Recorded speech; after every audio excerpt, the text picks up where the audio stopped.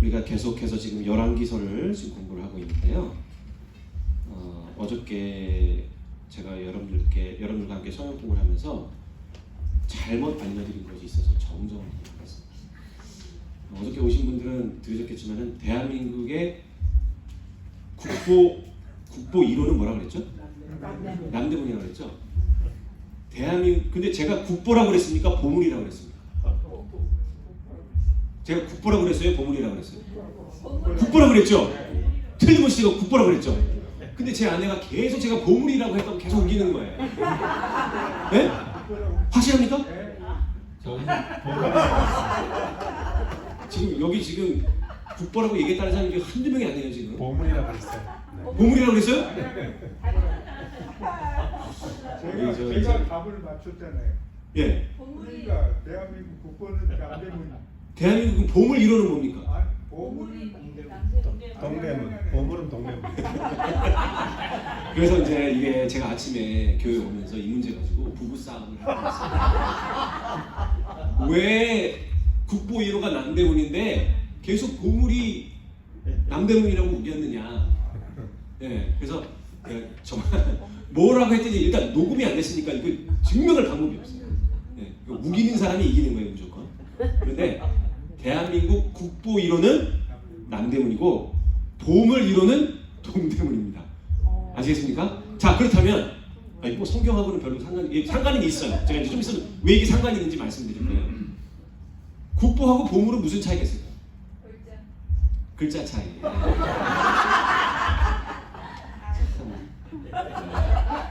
뭐라고 제가 답을 드리는지. 자, 보물은요 국가에서 이렇게 굉장히 값어치가 있다고 생각한 거를 정한 게 보물 1호고요.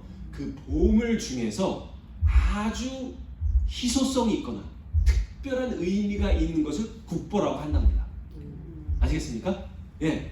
근데 이제 우리는 대한민국의 지금 국보를 배우는 게 아니라 이스라엘 나라의 국보를 지금 배우고 있는 거잖아요. 지금 이스라엘이 하나님께 바치는 예루살렘 성을 짓고 있습니다. 그죠? 자, 우리가 잠깐 어저께 한 거 잠깐만 복습하고 넘어가도록 하겠습니다. 그래서 자, 국보 두 개로 말하면 궁전과 성전을 말하는 겁니다. 자, 근데 어저께 우리가 공부한 바에 의하면은 궁전은 짓는데 몇 년이 걸렸어요? 13년. 성전은 7년 이렇게 걸려서 궁전과 성전을 지었는데 이 궁전의 핵심되는 4가지 방이 있다고 그랬어요. 그죠? 예.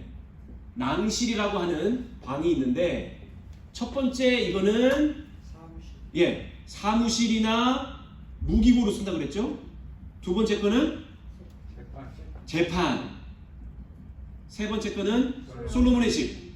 그죠? 이 네 번째 거는 누구를 위한 거라고 그랬어요? 바로의 딸. 그러니까 이 궁전의 핵심적인 방이 4개가 있는데 자, 여기는 이해가 돼요. 사무실과 무기고 필요하잖아요. 그죠? 그 다음에 재판하는 장소도 필요하고 그 다음에 솔로몬이 왕이니까 왕이 거해야 될 방이 필요해야 안 해요? 필요해요. 그런데 이해가 안 되는 게 뭐냐면 바로의 정실 부인인 솔로몬의 정실 부인인 바로의 딸을 위한 방을 그 크기가 이거랑 똑같았다. 그러니까 솔로몬은 이 예루살렘 궁전과 성전을 하나님께 바치겠다고 지금 짓고 있는데 그의 마음 한구석에는 누구에게 의지하는 마음이 컸다는 얘기예요. 이거 지금 누구한테 잘못 보이면 큰일 나는 거예요. 애굽한테 잘못 보이면 큰일 나는 거예요. 여러분 열왕기상 12장인가 13장에 보면은 솔로몬의 첩과 후궁이 몇 명인지 나오잖아요. 다 합해서 1000명. 근데 그 1000명의 여인 중에 이 바로의 딸이 제일 중요했기 때문에 그 여인의 방을 제가 이게 좀 더 크게 그려졌네요. 일부러 그린 건 아닌데 사이즈는 똑같았어요. 네. 그만큼 솔로몬은 그 마음 한구석에 사람의 힘에 의지하는 그런 마음이 컸었다. 제가 말씀드렸죠? 자, 그 다음에 또 하나는 뭐냐면 이 예루살렘 궁전을 짓는 그 대장장이 그 우두머리의 이름이 뭐라 그랬어요? 히람이라고 그랬습니다. 이 사람은 어디서 온 사람이에요? 두로에 살던데 아버지는 두로 사람이고 어머니는 납달리. 예, 납달리 사람. 그래서 히람은 제가 어저께 이게 국보를 왜 말씀을 드렸냐면 솔로몬이 예루살렘 궁전을 짓고 그것을 꾸미는 일에 있어서 이 이스라엘 정통 이스라엘 사람을 쓰지 않고 두로 여러분이 두로하고 시돈이라는 이름은 성경에 보면 이렇게 같이 나와요. 두로와 시돈이. 그런데 예언서에 보면 이 두로와 시돈이 항상 이스라엘의 적국으로 많이 나오는 나라예요. 물론 이 히람이라는 사람이 그러니까 이 사람은 지금 대장장이지만 똑같은 히람이라는 사람이 두로의 왕이라고 했잖아요. 그 사람은 다윗을 흠모하는 사람이었어요. 그래서 솔로몬이 왕궁을 지을 때 레바논에 있는 백향목들을 불러다가 그죠? 예. 이 솔로몬에게 납품을 한 사람이 바로 두로 왕 시돈인데 이 대장장이 히람, 예? 대장장이 히람은 어느 나라 사람인 거예요? 그러니까 국적을 따지면은 두로 사람. 그래서 이스라엘 국보 1호 예루살렘 궁전을 지금 짓고 있는데 그거를 이방인의 손에 맡겨놓고 그 예루살렘 궁에 딱 들어가면은 이게 예루살렘 건 이스라엘 건지 이방인 건지 분간이 안 되게 지어놨다는 거죠. 그래서 국보 얘기가 어저께 왜 나왔냐면 대한민국 국보 1호 남대문이 불에 타서 없어졌잖아요. 그죠? 그런데 만약에 여러분 대한민국 정부가 소실된 남대문을 다시 복원을 하는데 어머니는 한국 사람인데 아버지는 일본 사람이고 살고 있는 곳은 일본이라면 그 사람을 갖다가 남대문 짓게 만들겠어요? 안 짓겠어요? 안 한다. 그러니까 이게 지금 솔로몬이 여러모로 지금 헛다리 짚는 게 굉장히 많아요. 네, 여러모로. 자, 오늘 7장 51절부터 우리가 한번 보겠습니다. 우리 성경 7장 51절 나오는데요. 이거는 7장의 마지막 성경절입니다. 솔로몬 왕이 여호와의 전을 위하여 만드는 모든 것을 마친지라. 이에 솔로몬이 그 붙인 다윗에 드린 물건 곧 은금과 기구들을 가져다가 여호와의 전 곳간에 두었더라. 여러분 이사 가시면은 그 빈 공간에다가 이제 뭐 침대도 넣고 가구도 넣고 뭐 전기가 냉장고나 뭐 이런 거 같은 거 다 집어 넣으셔야 될 거 아니에요, 그죠? 네. 그러니까 이제 전이 완성이 됐으니까 다윗 때 드린 물건 은금을 갖다가 여호와의 전 곳간에 이제 다 갖다 놓는 거예요. 자, 그다음 8장으로 넘어가겠습니다. 8장 1절. 이에 솔로몬이 여호와의 무엇을요?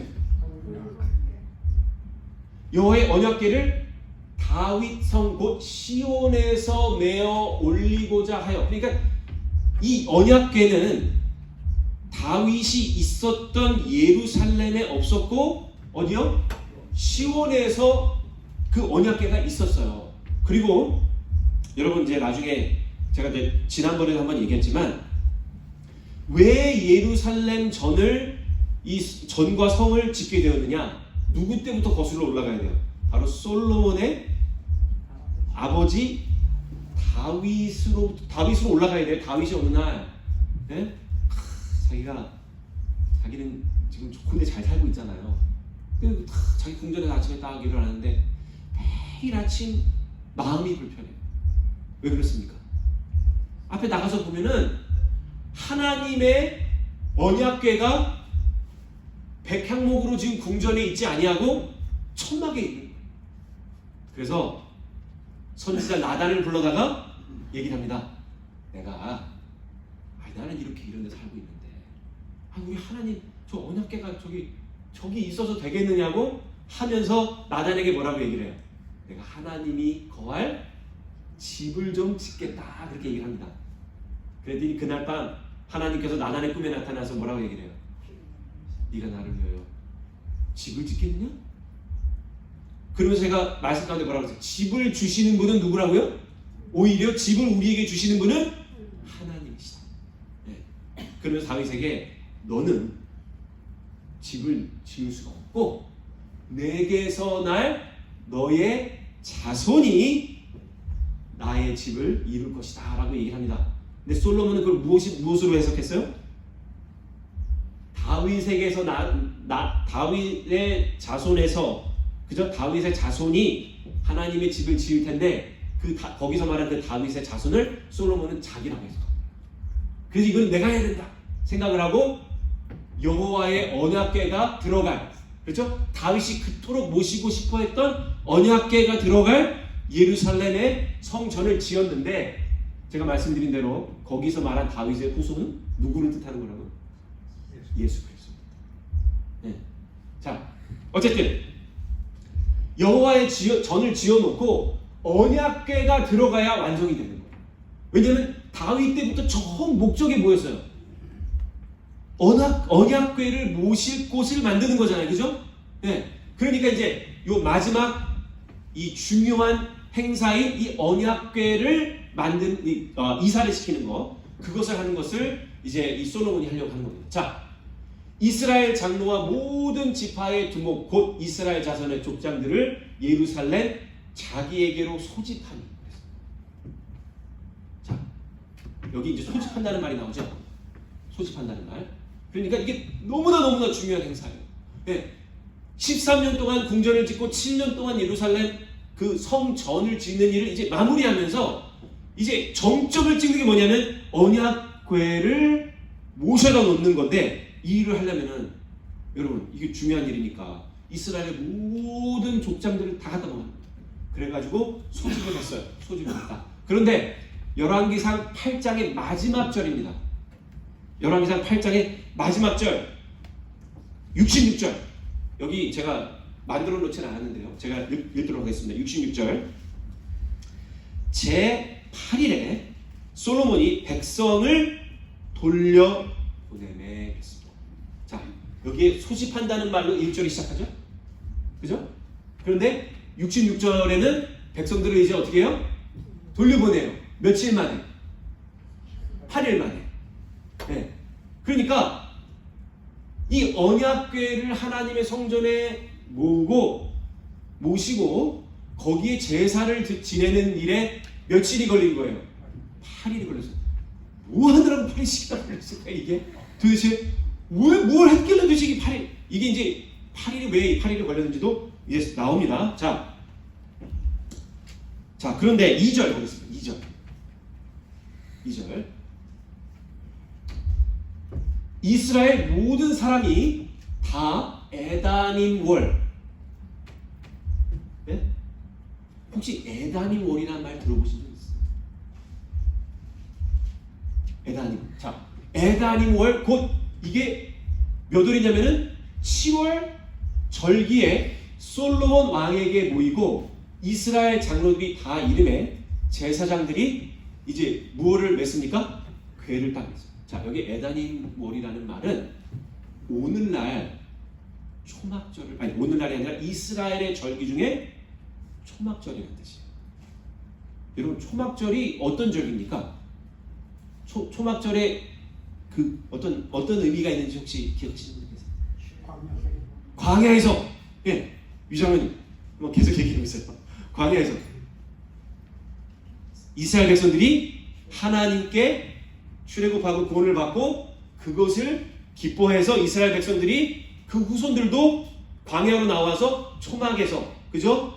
지내는 절기를 초막절이라고도 얘기하고 그 다음에 이제 이스라엘 백성들이 이스라엘 가나안 땅에 정착하고 나서는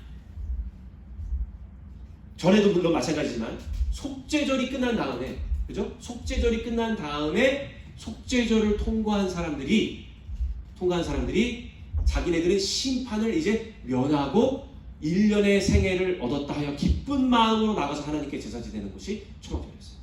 자, 그런데 요 에다님 월은요 이게 가나안 언어입니다. 그러니까 히브리 언어가 아니에요. 가나안 말로 에다님이란 말이 이스라엘 말로는 초막절. 근데 왜 이거를 갖다가 가나안 날로 써놨을까요? 여기다가. 아니 지금 아니 뭐 너무나도 이스라엘 그 전통적인 중요한 종교 의식을 치르는데 왜 가나안 말인 에다니모를 넣어놨느냐 말이에요. 사람들이 이야기하기로는 그만큼 이 솔로몬 시대 때 하나님을 믿고 있었던 이 솔로몬과 이 사람들이 그 당시에 많이 있었던 이방인들과 섞여 살았다는 거예요. 네. 그래서 성전과 궁전의 모습도 이스라엘의 고유한 모습이 아니라 섞인 모습이고, 네. 그 다음에 솔로몬도 1000명이나 되는 후궁과 첩을 두고 살면서 그냥 모든 게 다 그냥 이 짬뽕이 됐어요. 네. 그래가지고 정신없이 섞여 있었던 그때의 모습을 지금 이야기하고 있다라고 이야기를 합니다. 자, 4절 넘어가겠습니다. 4절 보세요. 여호와의 뭐와 궤와 회막과 성막 안에 모든 거룩한 기구들을 메고 올라가되 제사장 레위 사람이 그것을 메고 올라가매 솔로몬 왕과 그 앞에 모인 이스라엘 회중이 저와 함께 궤 앞에 있어 양과 소로 제사를 드렸으니 그 수가 많아 기록할 수도 없고 셀 수도 없었더라. 자, 여기서 한번 보세요. 5절 5절에 보면은 이게 이제 왜 8일이나 걸렸는지가 나와요. 왜? 네? 자, 여기에 솔로몬 왕과 그 앞에 모인 이스라엘 회중이 저와 함께 궤 앞에 있어 뭐하고 뭐를요? 양과 소로 뭘 드렸어요? 제사를 드렸는데 몇 마리입니까? 근데 지난번에는 솔로몬이 1000번째 드렸다는 얘기 제가 한번 한 적이 있죠. 1000번째는 번제를 1000번 드렸다는 얘기가 아니고 뭐라고요? 1000마리의 제물을 하나님께 드렸다는 얘기입니다.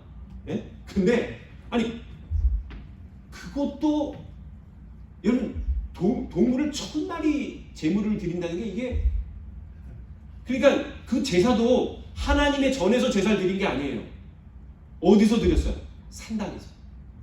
산당은 뭐 하는 곳이에요? 이방신들에게 제물을 바치는 거죠.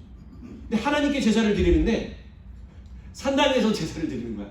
근데 산당에서 제사를 드리는데 이방인 신에게 바치는 제물을 드리는 산당에서 제사를 드리는데 그것도 장소가 좁아가지고 네? 넓은 데로 가서 1000마리를 드리는 거야. 그것도 힘든데 여기는 5절은 뭐라고 나와요? 그 수가 많아서 뭐 할 수 없고 기록할 수도 없고 셀 수도 없는 제물들. 자, 여기에 우리가 좀 이 영의 안경을 끼고 봐야 될 내용이 있어요. 그게 뭐냐면요. 보통 이스라엘 백성들은 홍해를 건넜다든지 성전을 완성했다든지 아주 중요하고 의미 있는 날이 되면은요 이스라엘 백성들이 기쁨에 감격해서 울든지 춤을 추든지 막 이런 일이 있습니다. 그런데 여기 5절을 보면은 그런 말이 없어요. 여기 5절뿐만 아니라 열왕기상 8장 전체 다 읽어보면 6장, 7장, 8장 다 읽어보면 하나님의 성전이 완성이 되어서 기뻐했다는 말이 없습니다. 왜 그런 말이 없을까요? 하나님의 이스라엘의 지금 이 이스라엘의 국보, 예? 국보 1호가 예루살렘 성전이 완성이 됐는데 왜 기뻐했다는 말이 없을까요?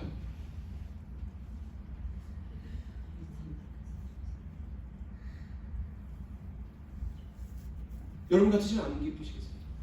자, 예를 들면 율발린다 교회가 좀 새빵살이 하고 있잖아요.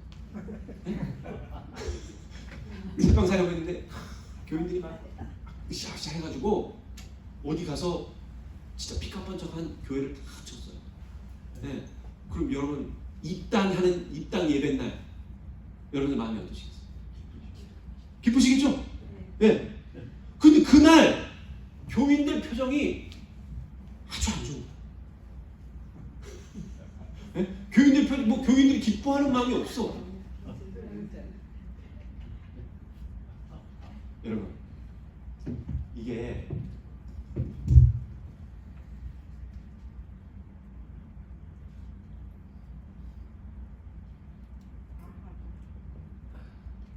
이 솔로몬의 행적을 한마디로 요약하면은 과열된, 과잉. 하여간 솔로몬은 무슨 일을 하더라도 완전히 오버해서 하는 사람. 네. 여러분, 여기에 양과 소가 지금 수가 많고 기록할 수 없다고 그랬는데 이 양과 소는 그럼 누가 갖고 와야 되는 거예요?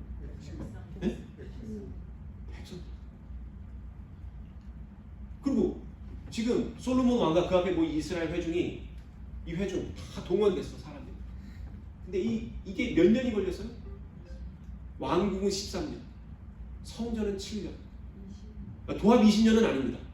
이게 왕궁과 성전 공사가 동시에 이루어졌을 수도 있고, 예, 그렇기 때문에 정확하게 20년인지 몰라요. 적어도 13년 이상은, 왜냐하면 왕궁만 건설할 13년. 여러분 성전 건축하는데 13년 걸렸어요.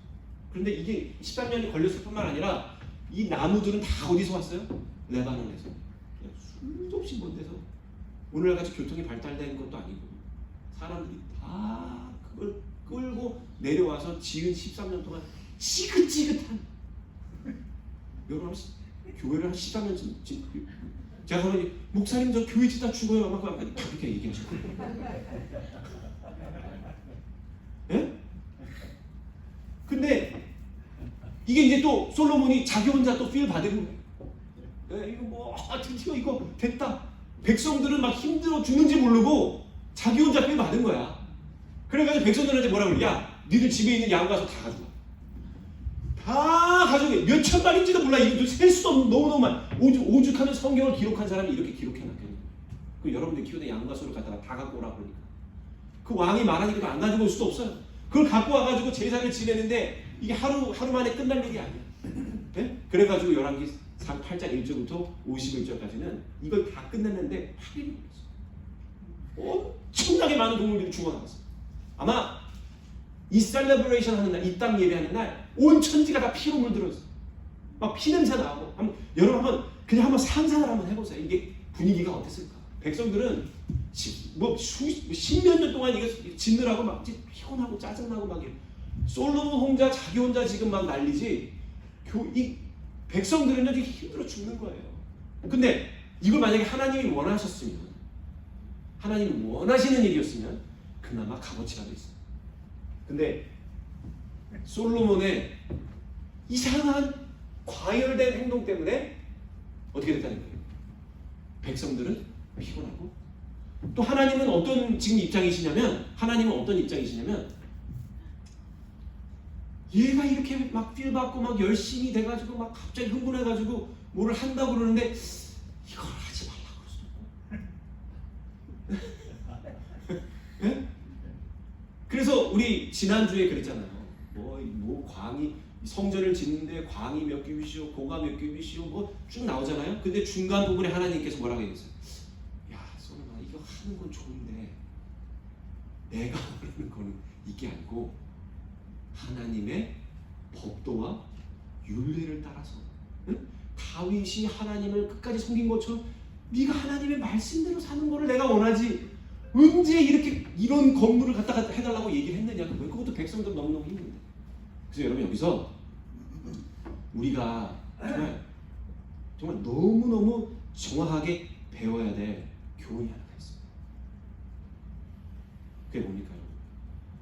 때로는 우리의 그릇되고 과열된 충성이, 그러니까 하나님의 뜻을 모르고 그릇되게 나가고 과열된 충성이 가만히 있는 것보다 못할 때가 있습니다. 여기 들어간 돈이 얼마야? 몇 명이 죽었겠어?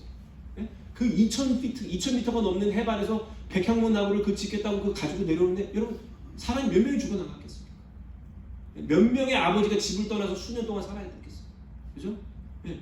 그리고 성전은 또 금과 은으로 다 그러니까 이게 뭐 사무엘을 통해서 예? 이 사무엘 선지자 때 백성들이 우리에게 뭐를 달라? 왕을 달라고 그랬죠. 그러니까 하나님께서 뭐라고 얘기했어요? 야, 왕이 생기면 이런 일이 일어날 거야 하면서 말씀하신 게 뭐예요? 너희 아들들을 군대로 착출해 나가고 그들은 말 앞에서 달리며 병거 앞에서 달리며 너희의 딸들은 궁전으로 끌려가서 밥을 짓고 빨래하고 예? 내가 너희들이 왕인데 너희들이 나 아닌 인간 왕을 달라고 하면은 결국에 너희들에게 그런 일이 생길 거야. 그래도 괜찮아? 하고 사무엘이 통해서 물어봤어요. 백성들이 뭐라 그랬어요? 그래도 좋습니다. 하고 데려가서 결국에는 이스라엘의 가장 위대한 왕이라고 하는 다윗과 솔로몬을 통해서 이스라엘이 경험한 것은 무엇입니까? 노동과 노역과 죽음과 피와 땀과 자기 아들 딸이 다 끌려갔어요. 이거 짓느라. 네. 그죠? 예. 그러면 다윗과 솔로몬이 이 정도였는데 열왕기사에 나오는 다른 왕들은 어땠겠느냐 봐요. 그래서 여로보암이 솔로몬 뒤를 이은 르호보암 왕한테, 그러니까 솔로몬의 아들이 르호보암이잖아요. 그래서 여로보암이 르호보암한테 가서 당신 왕 때문에 우리가 그러니까 당신의 아버지 누구예요? 솔로몬 때문에 우리가 너무 피곤하게 이렇게 살았으니 우리를 선대하신다면 왕께 충성하겠나이다 이렇게 얘기했더니 르호보암이 뭐라 그래요? 우리 아버지보다 내가 더 할 거야.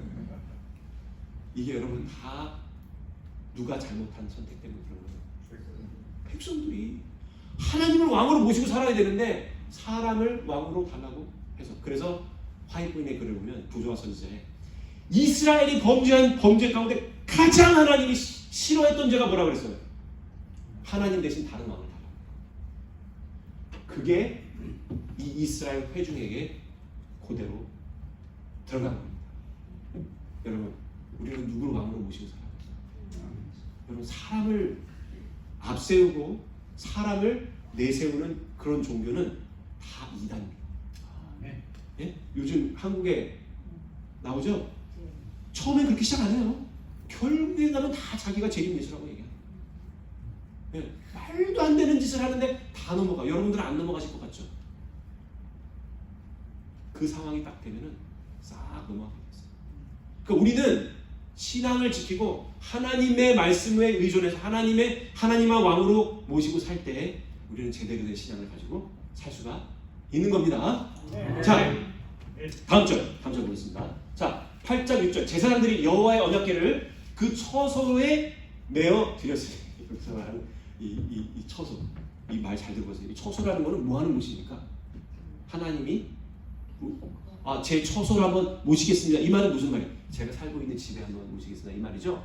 예? 자, 근데 여기 이 하나님의 성전을 지어놓고 솔로몬은 여기가 하나님이 사는 곳이라고 얘기하는 거예요. 말도 안 되는 소리 하는 거지.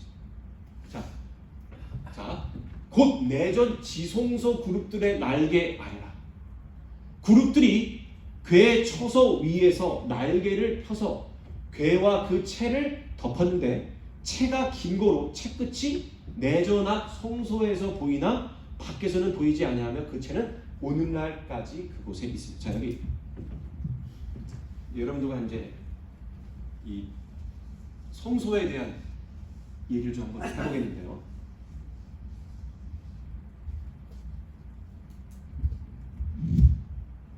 이 성소는 두 칸으로 되어 있죠. 여기가 성소, 여기가 지성소. 이 지성소 안에 들어가면은 언약궤가 있어요. 궤가 있는데 이렇게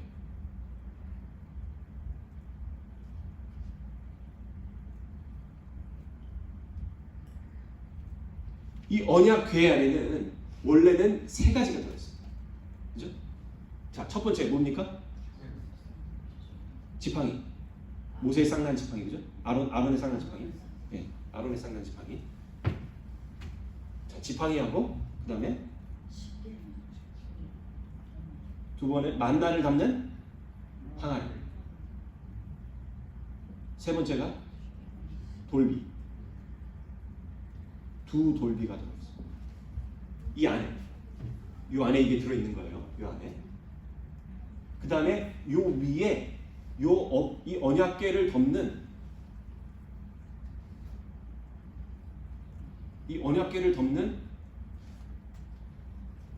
시은좌라는 게 있어요. 영어로 말하면 mercy seat이라는 게 있어요. 그래서 요거를 이렇게 딱 덮는 시은좌가 있어요. 그리고 이 위에 이 그룹을 이 언약궤를 덮는 그룹, 그러니까 천사의 모습을 한 게 두 천사가 날개를 이렇게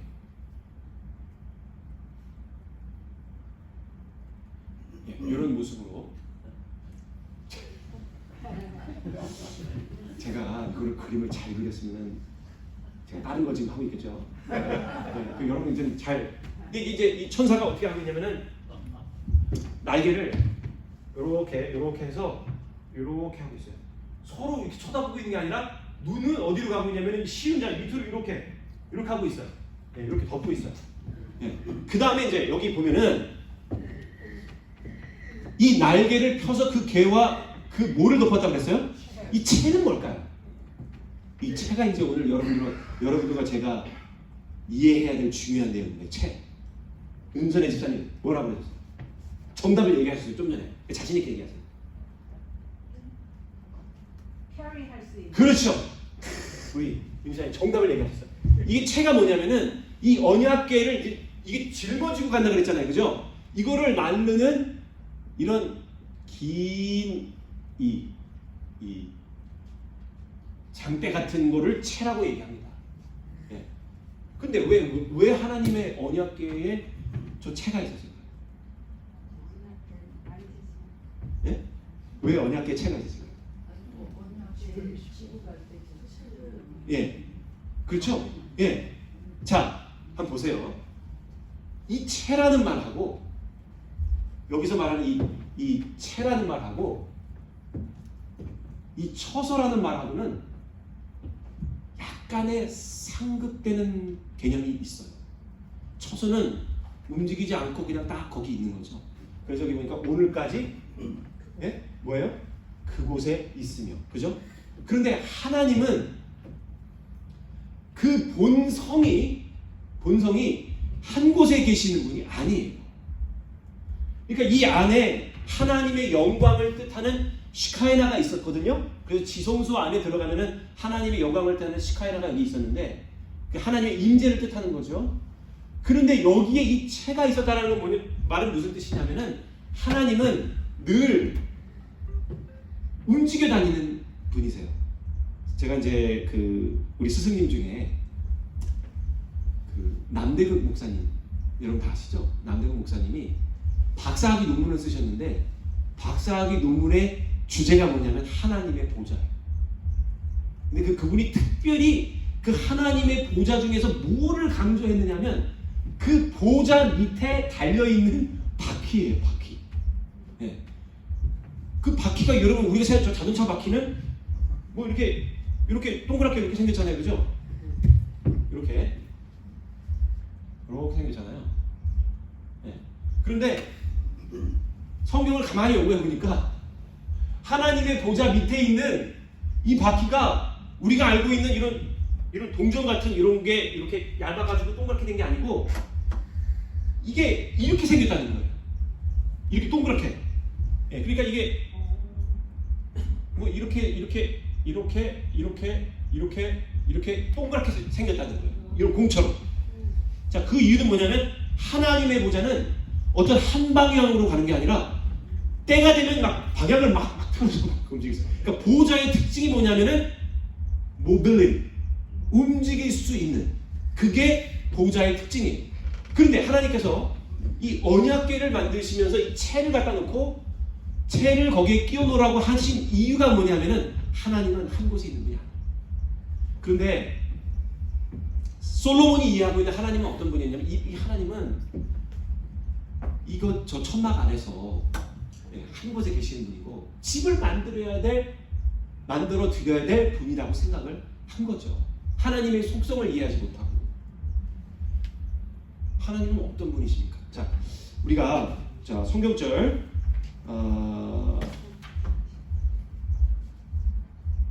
사무엘하 7장 5절 한번 여기 나와. 사무엘하 7장 5절. 가서 내 종 다윗에게 말하기를 여호와의 말씀이 내가 나를 위하여 나의 거할 집을 건축하겠느냐? 자, 지금 다윗이 하나님, 저는 이런 백향목 궁전에 살고 하나님은 천막 안에 사시니 제가 집 한 채 만들어 올리겠나이다. 그랬더니 하나님께서 나단에게 딱 얘기를 하는 거예요. 여호와의 말씀이 네가 나를 위해서 집을 짓는다. 그 다음에 6절 네가 나를 위해서 집을 짓는다고 하고 말씀하시고 난 다음에 뭐라고 했냐면 내가 이스라엘 자손을 애굽에서 인도하여 내던 날부터 오늘까지 어디에 안 있었다고 하셨어요? 내가 언제 집에 있었냐? 내가 언제 집에 있었냐? 장막과 해막, 근데 내가 거한 곳은 어디라고요? 장막과 해막에 거하며 행하였다. 여러분, 장막과 해막은 어떤 특징이 있어요? 금방 그냥 싸가지고 다른 데로 가는 거예요. 그죠? 하나님이 이런 곳에 계시고 이런 장막과 해막에 계셨는데 그 뜻은 무엇입니까? 하나님은 하나님의 백성과 함께 하십니다. 어디든지 백성이 가는 곳에 하나님이 함께 하시겠다. 그러니 이렇게까지 무리하게 과하게 이렇게 해가지고 나를 거기다 가다 놓을 생각을 하면 돼요, 안 돼요? 안 돼요.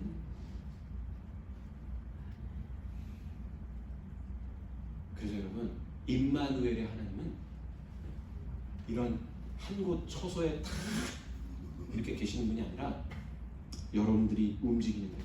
그죠? 또 여러분들이 가는 곳으로 이끌어 가시는 분이 하나님이시다. 그래서 여러분, 하나님의 뜻을 이해하지 못하고 잘못된 생각으로 열심을 갖게 되면 이렇게 많은 낭비가 이루어지고 이렇게 많은 사람들이 고생을 하고 이렇게 많은 희생이 벌어지게 됩니다. 하나님께서 뭐라고 했어요? 오늘날까지 집에 거하지 아니하고 장막과 해막에 내가 거하니 나는 나를 걱정하지. 나는 너희들과 함께 하겠다 하는 그 하나님의 뜻을 우리가 기억을 해야 될 것 같습니다. 자, 여러분, 오늘 우리가 열왕기상 8장에 있는 내용을 다 연구를 했는데요. 이것으로 솔로몬이 하나님의 성전 짓는 것을 마무리하겠습니다. 이제 다음 주 금요일부터는 이제 또 9장으로 넘어갈 텐데요. 여러분들께서 이 내용을 여러분의 삶에 깊이 적용하셔서 무엇보다 중요한 것은 하나님의 뜻이 어디 있는지를 잘 알고 겸손한 마음으로 하나님께 나아가자. 그러니까 여러분, 우리가 비록 새빵살이 하고 있지만은 그렇지만 괜찮다. 아멘입니까? 이거 정말 신학적으로 괜찮은 거예요. 물론 우리 교회가 뭐 어디 좀 괜찮은 곳으로 이사 가자 뭐 이런 얘기도 있어요. 그렇지만 지금 당장 있는 이 상황에 대해서 하나님은 절대로 자기 자신을 불쌍하게 보시거나 이렇게 생각하지 않으신다. 더더군다나 저는 어떤 목회 철학이 있냐면 이 일로 인해서 교인들을 힘들게 하면 안 된다는, 아시겠습니까?